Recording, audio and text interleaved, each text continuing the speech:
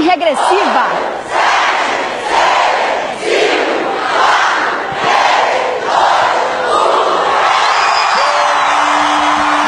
Chegou 2017, feliz ano novo, com imagens ao vivo da queima de fogos da praia de Boa Viagem, no Recife.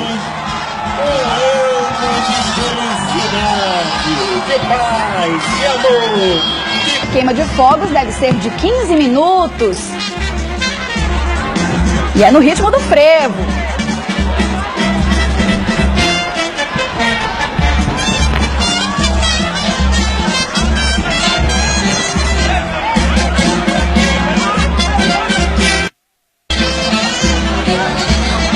Imagens ao vivo do Globocop, você está vendo aí 2 pontos. Aqui à direita a praia de Boa Viagem, à esquerda a praia do Pina.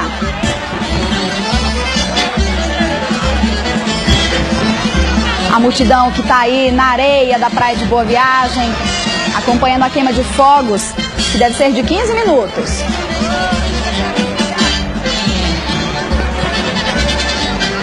Vamos voltar para